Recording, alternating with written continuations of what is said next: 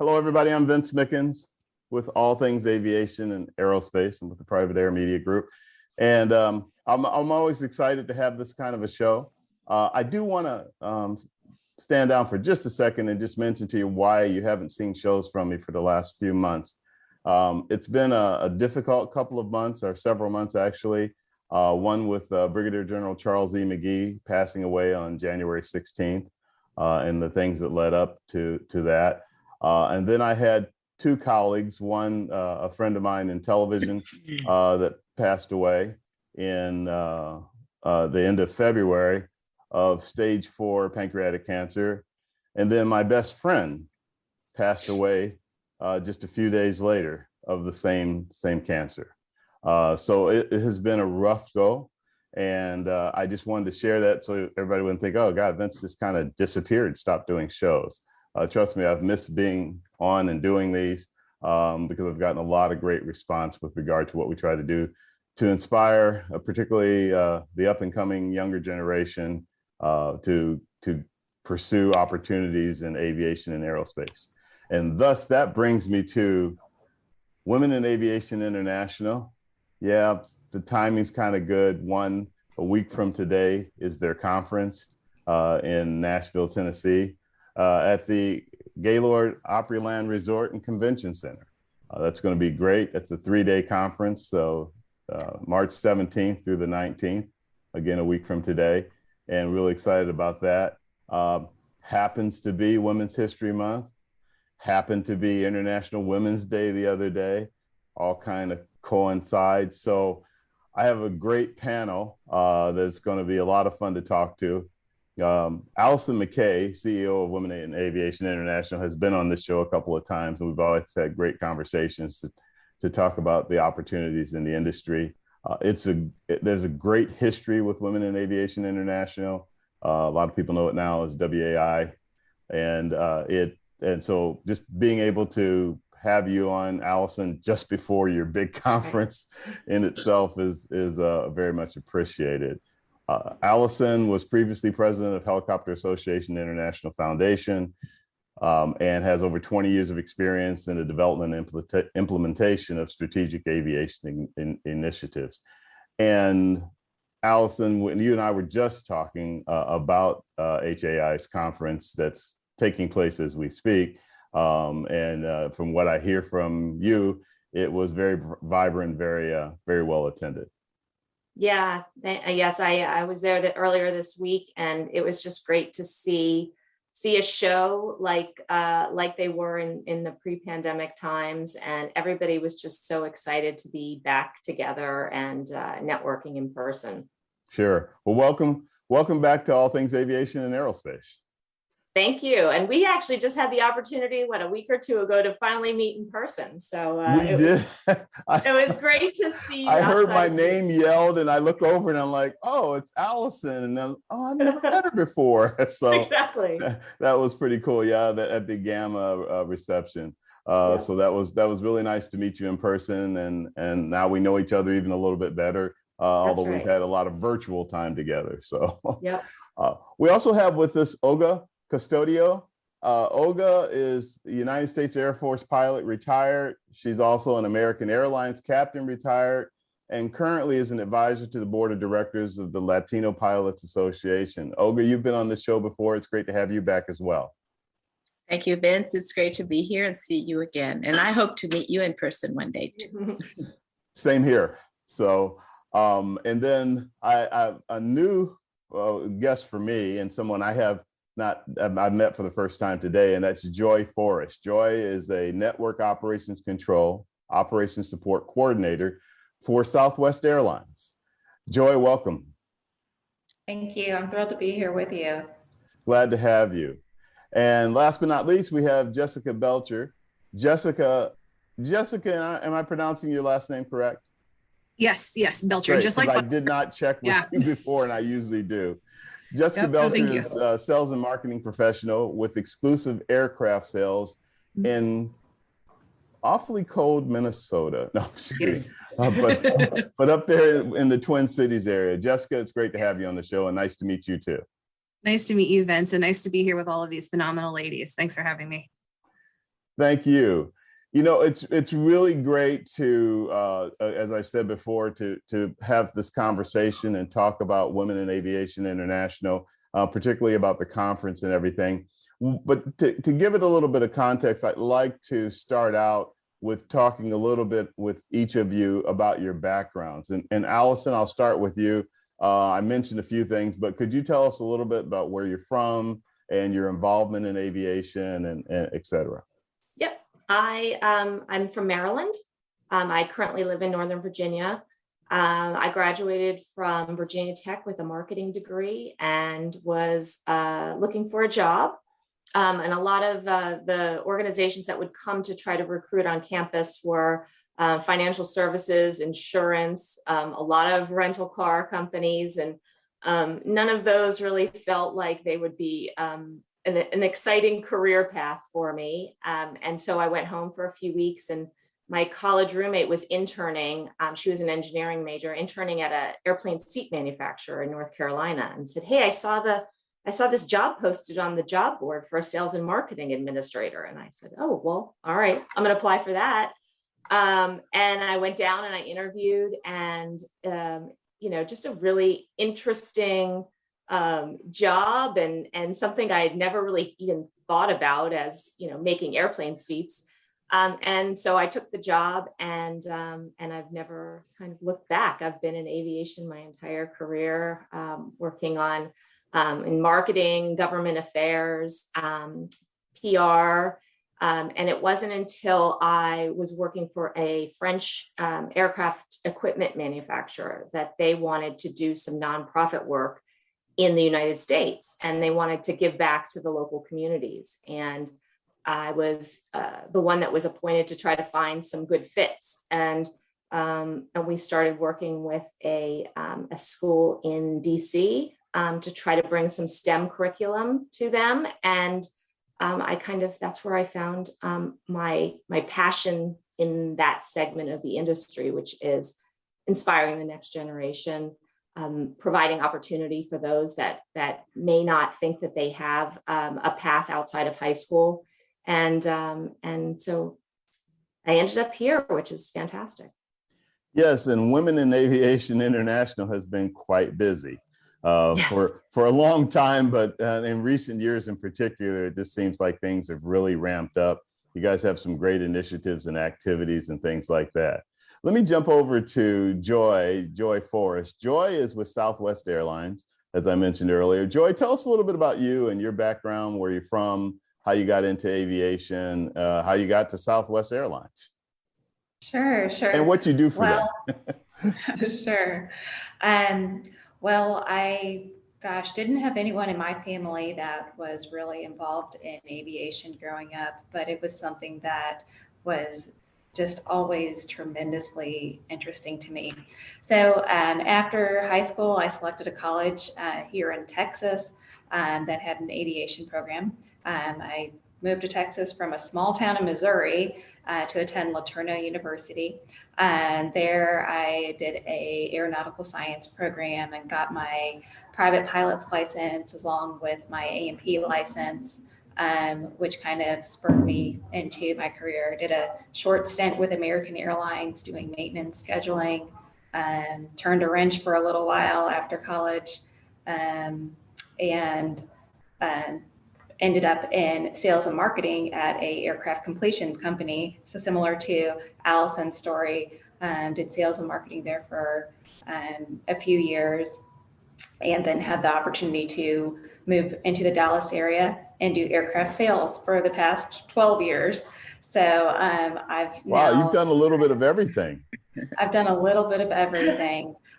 So just recently, actually, at the beginning of the year, I had an opportunity to join an incredible operations team here at Southwest. So I'm still a newbie here, but what I do is I work in the Network Operations Control Center, or the NOC, as people call it, which is basically the nerve center of the operation for Southwest Airlines.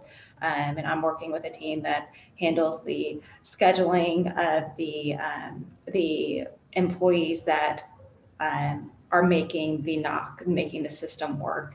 That's the short version of it. But I attended my first Women in Aviation conference back in 2002 while I was in college, and really had no idea how much the organization will become a part of my life. I'm currently on the board of the North Texas chapter, and I'm so thrilled to serve there. And we do a big Girls in Aviation Day, which is so exciting every fall. But that's a little bit about me. I've done a little bit of everything.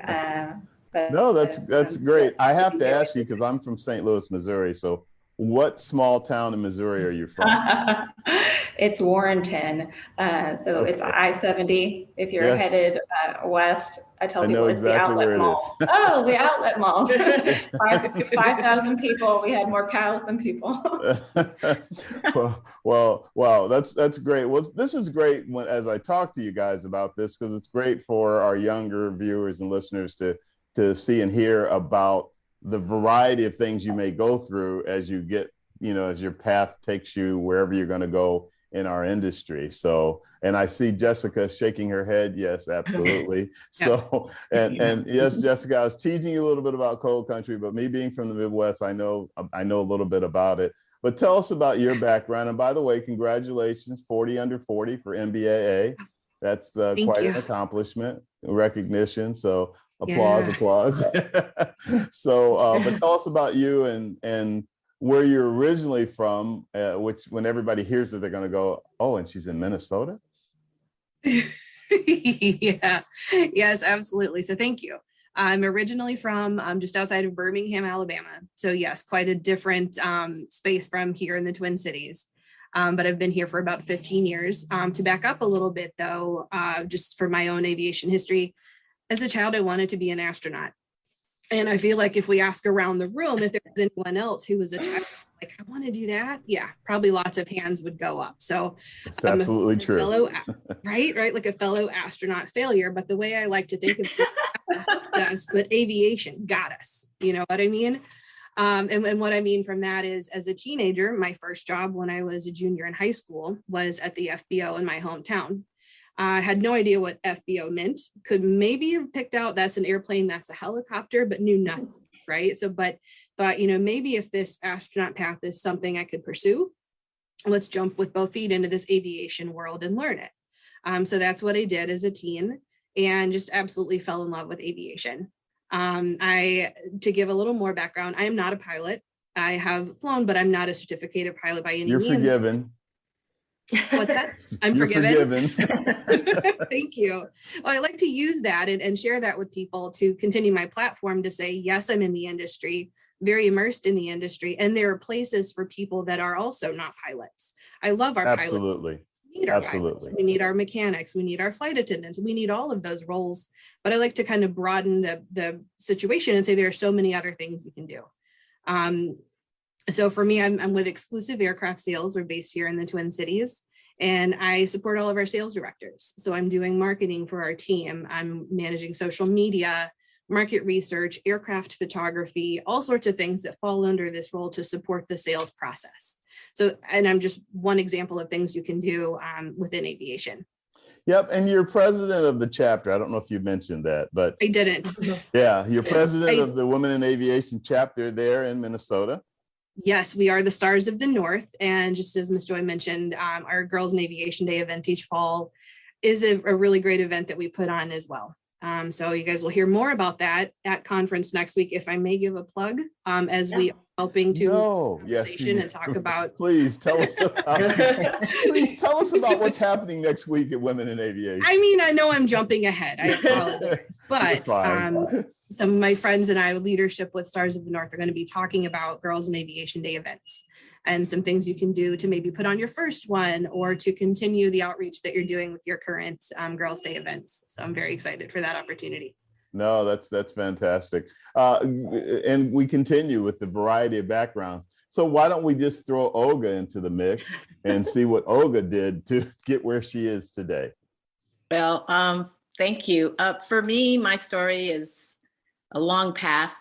It took me 10 years to get to where I wanted to be. So I always share that with young students, that denial does not mean it's never going to happen. So just stay the path and look for the opportunities. But I was very young, 16, graduated high school, went right to college.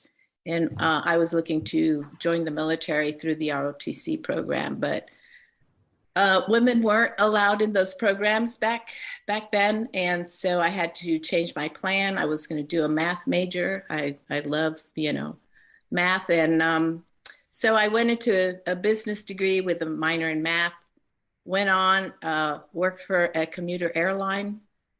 And that's where I met my husband. We just had our anniversary, 48 years yesterday. Wow, congratulations. Thank you. More applause. Yeah, I know.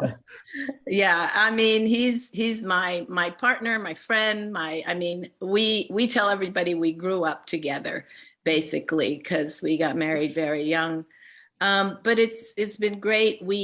He joined the military, I couldn't join. And then finally we moved down to the Canal Zone in Panama, and I started working with the Department of Defense.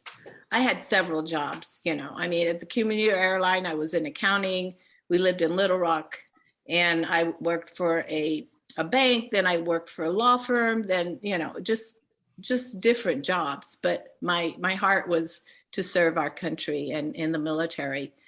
At DOD, in Panama, finally, they had an open house. There was a booth, and I found out that the Air Force was looking for women pilot candidates. And I got very excited. I'm like, I want to join the military, and I can have the best job there is in the Air Force. And so that's when my career started there. And basically a pioneer, only one in my class, the first to be an instructor pilot at Laughlin, the first to be an instructor pilot at pilot instructor training at Randolph. And besides that, the first Latina. But those firsts didn't come because I was looking to be first. It just came because I was following my dream and my passion. And then a turning point came. I joined the reserves because I wanted to finish what I started and retire from that. And I went to fly for American Airlines. So that was another pioneer experience there. But it was amazing. I have over 40 years in aviation. I love it. And my passion now is to inspire and do outreach to anybody who wants to listen. Mm-hmm. I love talking to young students and to let them know that no matter what their passion is, there's something in aviation that they can connect it to. So, like Joy and Jessica and Allison, you don't have to be a pilot. You don't have to be a mechanic. You can be anything that you're passionate about, but in aviation. So that's what I do. I'm involved with so many nonprofit organizations, military here locally. We have initiatives that we're working on, and our chapter of Women in Aviation is very active. We've received several grants to put on our Girls in Aviation Day. We have partnerships all over the city, and I'm part of the board too. So I'm very proud of that. And I joined. Let me explain how I joined Women in Aviation. Please. We were on a crew bus. I forget where, somewhere, Chicago or New York. And there was another airline with another female, which I was like, oh, wow, we were unicorns. It was like, oh, look, you're flying. Oh my gosh. And I was so excited to see another female. And so she was saying, hey, we have this Women in Aviation and you should join. I said, well, give me the information. And off we went, and I've been with Women in Aviation for forever. So, and I'm very proud of that. Yeah. Well, you've set this up perfectly for us to start talking about the conference. All of you have, with everything that you have shared. And, I've experienced the Girls in Aviation Day firsthand on a couple of occasions. My most recent was this past one.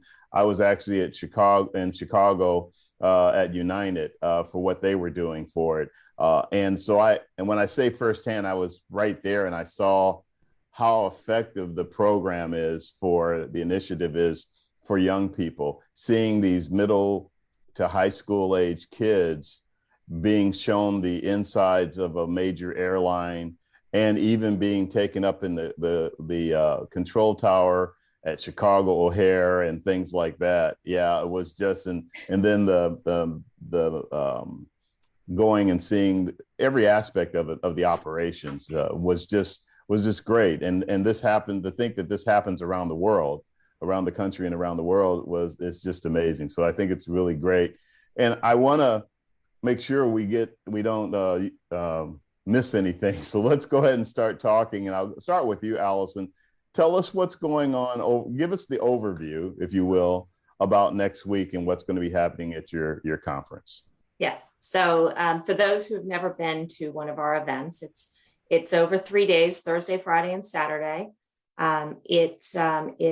It's probably the best networking event for women in our industry, because we represent every face, every profession, every industry segment. There is someone there that has that job, that does that thing. And we're also an organization for those that are in college through those that have retired. And so you see this great cross-section of ages and industries and professions, and there's something for everybody. So we have a lot of education sessions, professional development, mentoring opportunities, fantastic speakers that you never think you're going to top the year before. And then there's just another group of women that are just completely inspiring, and have achieved so much in their career. But I think really the best part is the networking. And that is what we have missed over the last 2 years. Zoom is great, and we did what we could with nothing like in the person technology. But I think that it is going to be the largest family reunion we've ever seen next week. So it's going to be really exciting. If the other conferences are any indicator, the other aviation conferences as of late, then yes, you guys be ready next week. Yes. Tell us who your speakers are, if you could, your keynotes. Okay, so we've got the chair of the NTSB. We have a general from the Air Force. We have a pilot from Afghanistan. We have a VP from Boeing, and then we have a retired pilot, Carol Hobson, whom I have never met, but I feel like I know her via Zoom. So I'm excited to reconnect with some of these really powerful women and meet them for the first time as well. Yeah. So you guys can all kind of chime in. Let's just talk about, because I went to my first Women in Aviation conference at least 20 years ago. And I was just and it's grown exponentially since then, but I was just amazed at what type of conference it is, how effective it is. And yes, the networking factor, I think, is as you said, one of the biggest things. But you guys have a lot of information that's put out in that conference, whether it's the briefings, of course, the education sessions and things like that. So let's do a deep dive and talk about some of those things that are near and dear to each of you. I would say for me, the thing that I love the most about conference, for many of us, we kind of feel like we're 1 in a million in our industry, or maybe 1 in 100. And you walk into conference and there are thousands of women there that are bright, shining stars that are just doing their thing. And so it's just amazing. One, you've got camaraderie immediately, but like on top of that, it's just amazing to see what these other women are doing. That's my favorite thing. For me, I ended up at Southwest because of conference and attending one of the sessions and talking to somebody and, well, what do you do? And you learn, you don't know what you don't know. And so it's such an excellent place just to expand your horizons and meet some of the most fabulous people. The networking is amazing. The information sessions are tremendous. There's so many. You can't attend all of them at the same time, but I wish I could. It's really great. Yeah. How about you, Olga? Well, even though I'm retired, I've got 40 years, I still learn something. I always go to conference and I always learn something new, but the networking is amazing. Joy, I'm with you. Meeting new people, hearing their stories, just sharing mine to see if there's any way. And I try and mentor any chance I can, any chance, whoever I speak to. So for me, that's the great part. And just to see all these women, I'm like you, having been alone for so long, just seeing all these women together and women helping women and supporting and advocating, it's just amazing. Yeah. Jessica? I kudos and would, echo everything that's been said. I think it's fantastic to have all of these phenomenal people in one room, in one conference, and to be able to learn from each other and feed off of each other's energy and come away from conference with this amazing rejuvenation of these people are out there and this is what we're doing. And we're so thankful to have the conference to be able to go to and to network together and learn together. Yeah. And one of the attractions are the exhibitors there. Let's talk about the exhibitors and who actually, supports your conference and provides what they do for the conference. Any of them?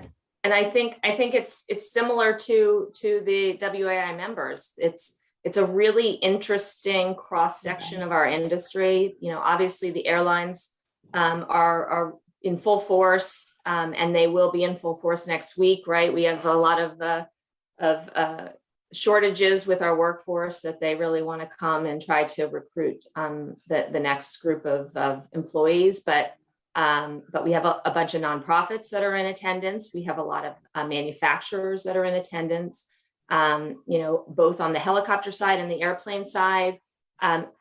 Really anything kind of you think about in the industry, we will have an exhibitor there. We've got some financial institutions that come. It's just a really interesting group of organizations that you may not have even thought about before you came to conference. It always, to me, expands what I envision this industry and all the components of it.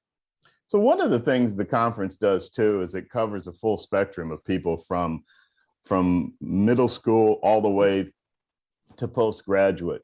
What do you recommend to someone who hasn't been to this conference before? They're going to be a first timer and they want to get a feel for how to navigate this conference.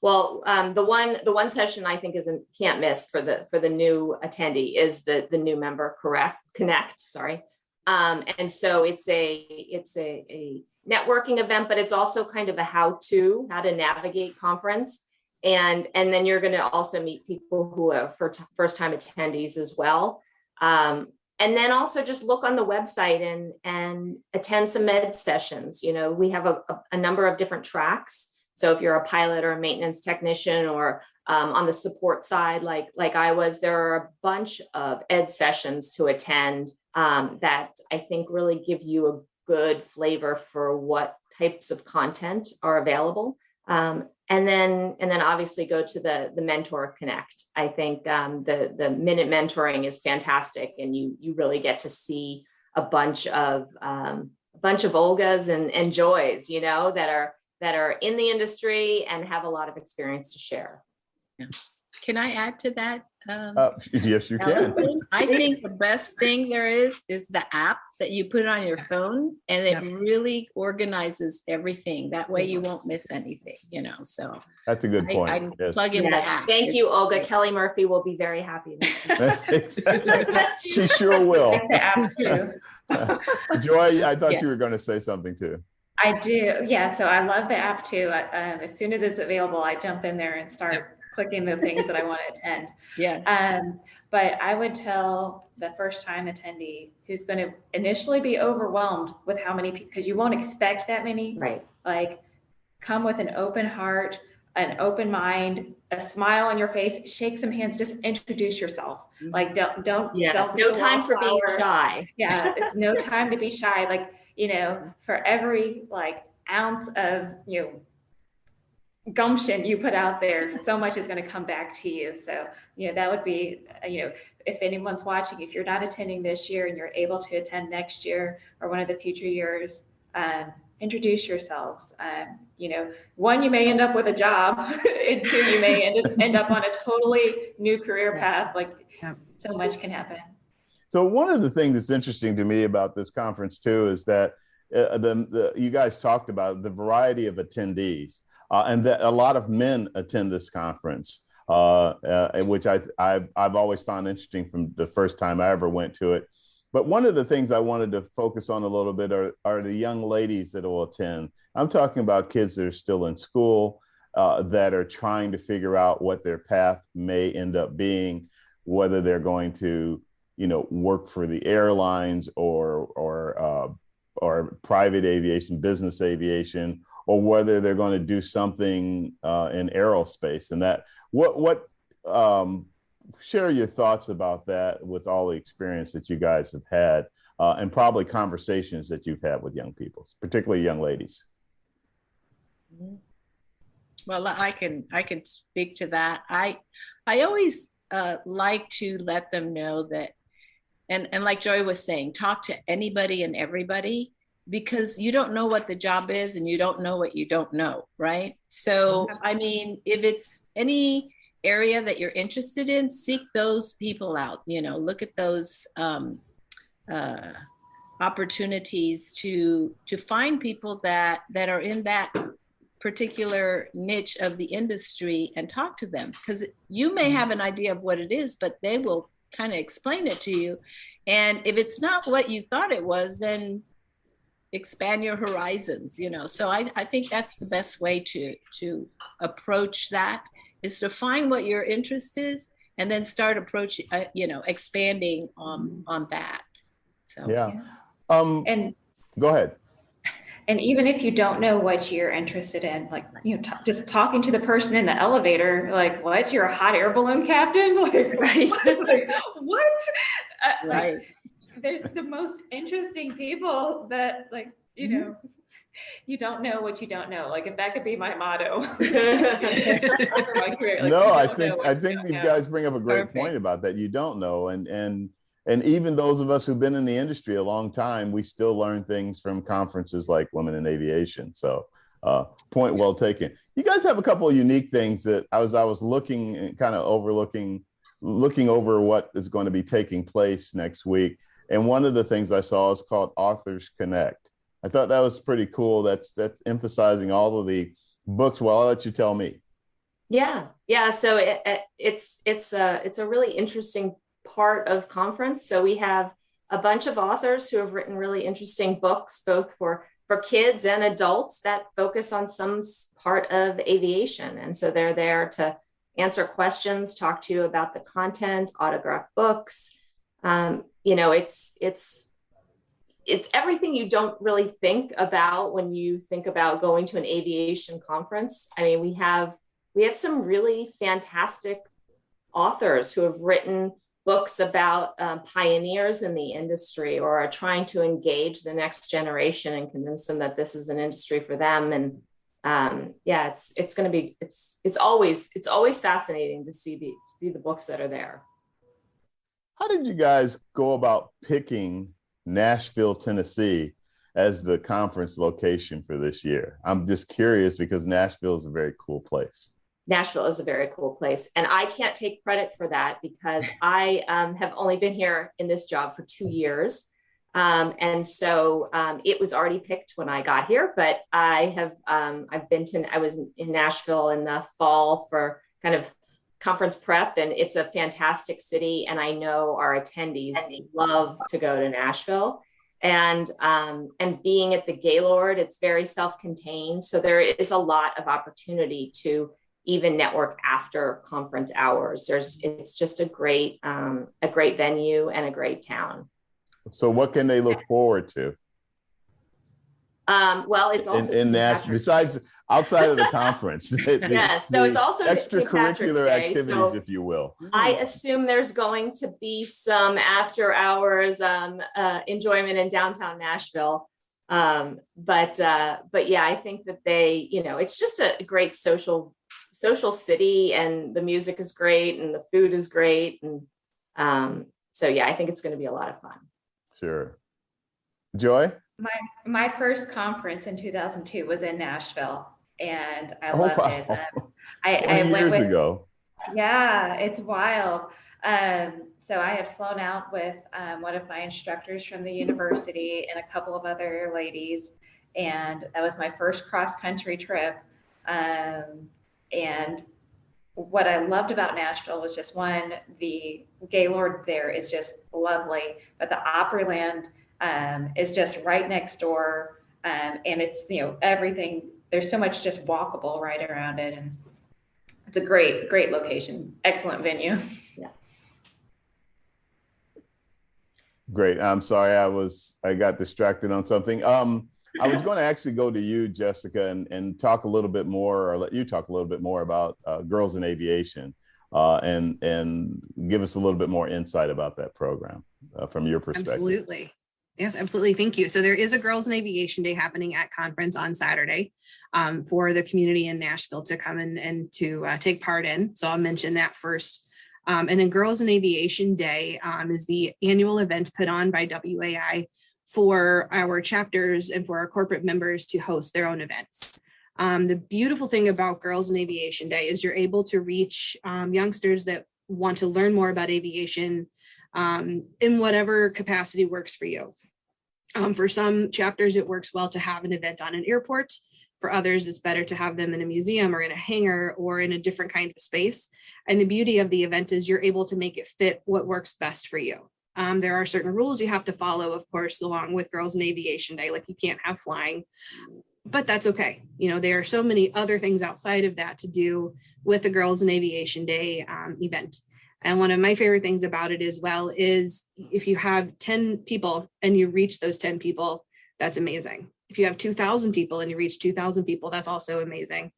So it's important to keep in mind that you don't get too focused on numbers and attendance and we have this or we have this or we have this, which is all fantastic.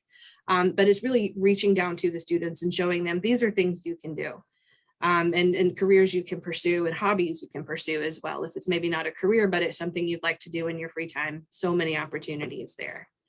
Another thing just to kind of talk about quickly on Girls' Day is something that was mentioned earlier about your partners and your sponsors and your donors and those people and those companies locally that do see what you're doing is great. And then they're supporting that because those people do see the Girls in Aviation Day event in the community as something that they also want to support. So there's lots of different avenues to be involved. Volunteering with those events as well is great. So we've got a lot of different things to do with Girls in Aviation Day. And do you guys have a special membership program for the students? Yes, yes, we do, and we actually will be kind of revising our membership categories after conference to make it a little more streamlined and easier to understand. So yeah, we really encourage young people to get involved in the organization. Like everybody has said, it's fantastic for answering a lot of your questions as you are navigating what you think you want your career to be for any, high school and under, and then obviously the collegiate group. We have a ton of collegiate chapters, which I think are really important, especially as you are trying to figure out what am I going to do after college. So, sure. You were talking about something earlier, all of you, and I wanted to come back to it for a minute. So we've talked about a lot of things that the conference offers. In terms of your attendees and your membership, what do you guys learn? What have you learned from them? Just from them attending and their input and their comments and et cetera? Yeah. Well, one, I've learned that there are a ton of professions in this industry that I didn't know anything about until I went to conference. But, I think that the biggest takeaway for us as an organization is that they really want a lot of time to talk to each other. And so while we put on a ton of content and events and activities for them, they also want just the opportunity to stand in a hallway or network at a breakfast or do those kinds of things because a lot of times, we are the one-off or the two-off in our organization. And so we really want that time to have one-on-one conversations with each other about struggles, challenges, opportunities over those 3 days. Sure. Olga, I saw you nodding in agreement. Absolutely. This one-on-one experience, or even in a small group, just getting to know each other is so important, because you get the real story. You get, and it's like, you don't remember what they said, but you know how they made you feel, and it inspiring for you to continue forward depending on where you're going. So I think those moments are really, really important. Besides the education and everything, like Allison said, it's important. But getting to make new friends and finding a mentor, I think, is very important. And you can get more than one, depending on where you're going. So I think that one-on-one and small groups interacting and is quite important. Sure. And hearing from people like Joy as an example, you can already have been well established in the industry and still benefit from this conference. Because our careers in this industry are forever evolving. So you even if you've been established for 10 or 15 or 20 years somewhere, it still might open a door or lead you into an opportunity that you didn't even have on your radar. Exactly. Yeah, I think it's very naive to think in college, as I did, as I think most people do, that this is going to be the path. It's going to be a straight line, and I'm going to do this, and this, right? And then you realize, I think we all do that, but it doesn't work out that way. That it is like, I think we all do that. It doesn't work out that way at all. Right. Yeah. And for me also, I want to say what I get from conference is I make connections and get ideas, like Jessica was saying, ideas that I can bring back to our chapter and in our industry here, because we are Military USA in San Antonio, Texas. We're also an aviation city. So we have Boeing here, and we have a lot of other industry that has started to settle in the city. And we're trying to make aerospace our number one priority to get the STEM education out there for the kids. So I bring back those ideas with me, and who knows, speakers, that sort of thing. So definitely. It also, it recharges your batteries too. I mean, for a lot of us that are already, they're serving in so many ways on boards and reaching out to your community. Sometimes you get stretched thin, but it's like you come back from conference and you're amped up and you want to just tell everybody about aviation. And, for me, it's, there's just a high that comes off the end of conference. Yeah. Jessica, tell us a little bit about exclusive aircraft sales in terms of the different types of opportunities there are there from a career standpoint that you've learned about since being there and that you want to share with others that may be thinking of going, for example, that direction. Sure. So the aircraft sales world is very interesting in that you can go in so many pathways. So with us, for example, we're a brokerage firm. So we're dealing with a lot of used aircraft, not necessarily new. There is an opportunity for that. But what I've learned is a lot of our OEM partners are selling direct with their own salespeople. So you can go with a specific manufacturer. You can go in the used market, kind of like what we are. What I've also learned since being here is there's so many different career paths within aircraft sales. As I mentioned earlier, we have sales directors who are doing the actual selling of the aircraft and working with their clients. But for me, my creative mind gets to come into play when I'm taking photos of the aircraft that we're listing, which is something I didn't know really much about, that aircraft have to be photographed for listings and someone has to take those photos. Who knew? Mm-hmm. And if the photos aren't great, they're not going to show that asset in a nice way. So you have to take nice photos. I mean, it seems so simple, but it was just something brand new to me that I didn't know. So that's very exciting to learn and to kind of hone my own skills on and to continue to improve myself in that respect. And your point is, if you have photographic skills, that's an area you could still be in aviation and enjoy all of the attributes of being in aviation, but do something that, so just about every niche or every skill set applies somewhere in aviation. Absolutely. And I think sometimes 100%. I have, one of the examples I like to give, and I've seen people that have actually thought that in fact, a lot of young people think, oh, I've got to have this degree to get into this aspect of the industry. And Pittsburgh Institute of Aeronautics has a 2-year program. And I saw somebody recently come out of that program on graduation and got hired at SpaceX. And they got hired at SpaceX, but they had an AMP certification, So they're an airframe and power plant mechanic, but I guess they need that over at SpaceX because they hired that person immediately. We were real proud of her. She happened to be on the show when I was doing one with them, and I thought it was really cool. But it's an example I like to use with that because I think it brings up a great point in terms of that. And I was actually going to transition to you, Olga, because you've had a full career in military, and then you've had a full career with the airlines. For a younger person that's contemplating, what direction should I go? Should I go in the military and fly with the military for a while, or should I go the civilian route, et cetera? What kind of advice do you have for that? Well, it just depends on the individual. I was going to say wisdom. Thank you. I think it just depends on them. If they're looking to serve our country, and that's something I'm very proud of.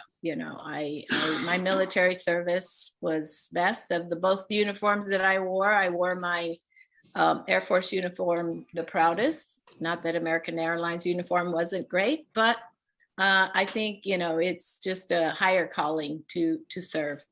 So they just have to look at where the opportunities are. They could always start in general aviation and go from there, and then join the military. So the options are there. If they have the opportunity to get a military pilot slot, no matter what branch, then that's a great option, because not only are you getting paid, you're getting trained at the same time. And if you want to fly in general aviation, the certificates are very, very expensive. Sure. So that's the other thing, how much access to money do you have? There are scholarships. I feel like Olga is queuing it up for me to talk about another high point at conference. Yes, which is absolutely. That we have an incredibly robust scholarship program, and we give away a lot of money at conference, and that's nothing better, no better feel-good feeling than giving our recipients their checks at conference. And sure. So this year we're giving away just shy of $470,000. We have 103 scholarships. Just rounded off $500,000.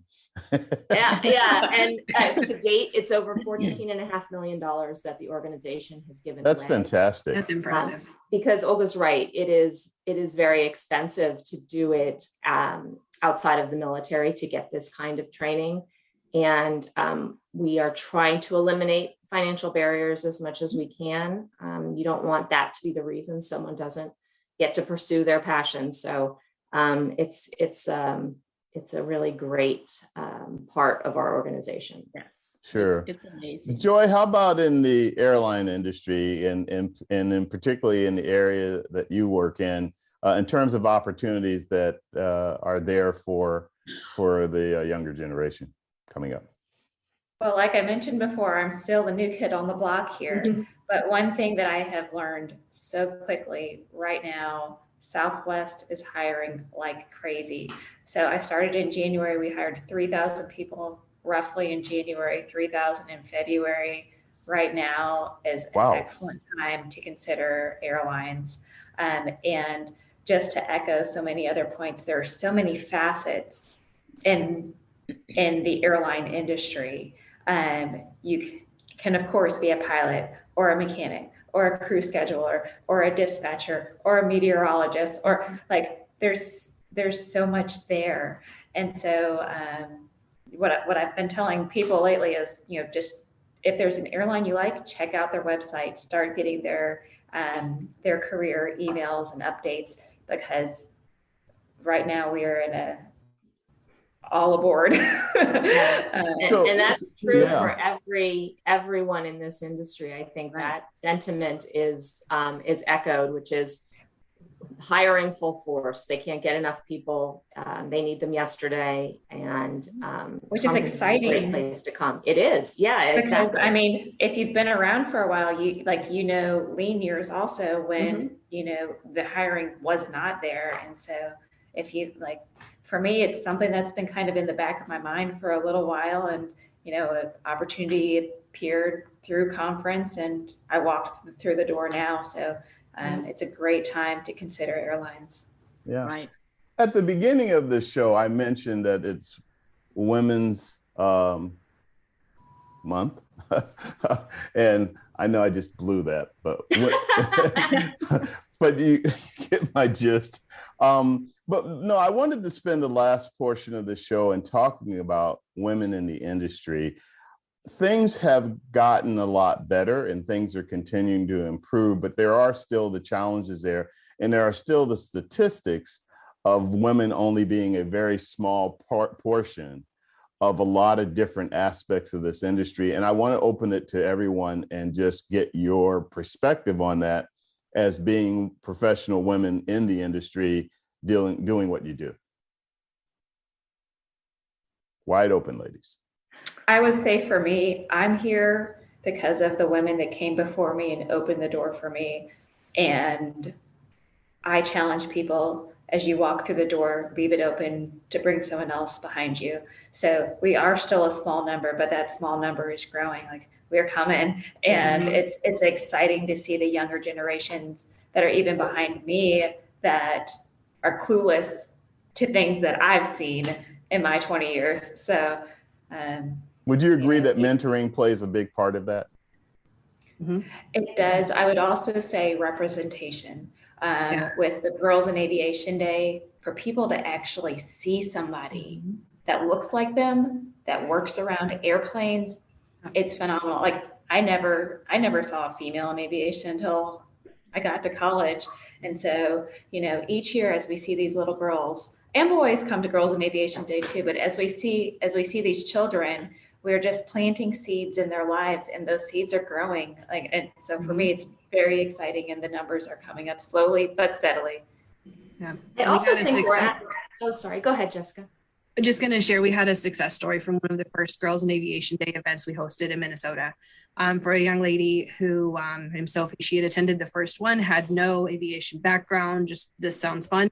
She's now in school at UND, and she is doing phenomenal things. We're so excited to follow her career. So planting the seeds is so important, and the work we're doing is changing lives. It's very important. So glad to do it.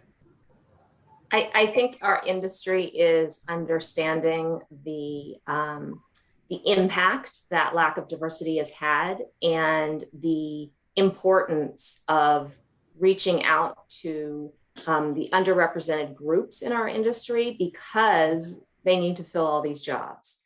And so I see a lot of progress with larger industry partners that really understand how important it is to change the face of aviation, and they are taking active steps to do that. Right. And I'd like to add to that, Allison. It's an untapped resource that is out there. I mean, when you're diverse, you're more progressive. There's more innovation that happens, and progress is inevitable. But one of the things I want to speak to is, not only do we want to get them there, we want to retain them there. And there lies our problem to date, is women come into the industry, but it's challenging to be in aviation, no matter what position you have. And those are the things that I think we also need to look at, is that mentorship in retaining those women and that diversity in the industry. And that's something that we need to look into a little deeper now that we're moving in that direction. But retention has been hard. And that's why the numbers and percentages have grown so slowly, because we get a bunch in and then they drop out. and that's something to look at, especially for women, just Yeah. period, because they have to think about families and kids and, all this other stuff that's involved in their lives. And that work-life balance is tricky sometimes. So. Vince, I sit on the FAA's Women in Aviation Advisory Board, and we are days away from releasing the report. We've been working over the last 2 years on it, and retention is a huge chunk of what our recommendations are for how to really impact change in the industry. And culture at organizations is incredibly important, and it's going to take everybody in this industry to affect change, from the government to our corporate partners to individuals. Just speaking for myself, I've had some great mentors that were men, and I don't think that we can think that we are going to affect change in the industry without having those male allies that see something in us and that push us forward in our careers. While I love my women, and I love of what we can bring to the table together, it's also important to note that men can be just as great advocates on your behalf. And they are. One for the team. My mentors were all men. So yes. Yeah. I think it's a great point, and that all of the points that you guys just made hit right on what I wanted to communicate. We're going to wrap this up. So as we do, I'd like to give each of you an opportunity to say a few, any closing thoughts. I'll start with you, Jessica. And any closing thoughts and recommendations as we get ready for next week. Absolutely. Thank you. So I would say, make sure you wear comfortable shoes. If you're coming first time, or if it's your 10th time, make sure your shoes are comfortable, bring a stack of business cards. And I look forward to seeing all of you guys there. I want to make a lot of new friends, new connections, meet lots of new folks, and I'm excited to learn from all of you. So thank you very much. Looking forward to Nashville next week. Absolutely. Joy? I am so thrilled to be there next week as well. It's one of my favorite times of year, seriously, behind Christmas. But yeah, for behind Christmas. Wow. That's putting WAI way up there. The last conference we had in 2020 was at Disney, and that was that was excellent. But yes, wear comfortable shoes, wear a smile, bring a handshake, a firm handshake. And if you're trying to figure out what you're going to do with your life, there are so many facets. Like there's an avenue. There's so many avenues where you can end up. So come on, join us. Yes. Sounds great. Olga? Well, I'm with a comfortable shoe. Yeah. Also, that's so important because you do a lot of walking. For me, is always have a plan, but be flexible. You said, oh, I want to do this, but if you run into somebody and you just get enthralled and involved in that conversation, that's what's important. So be flexible and just go with it, but do have a plan. Allison, take us to Nashville.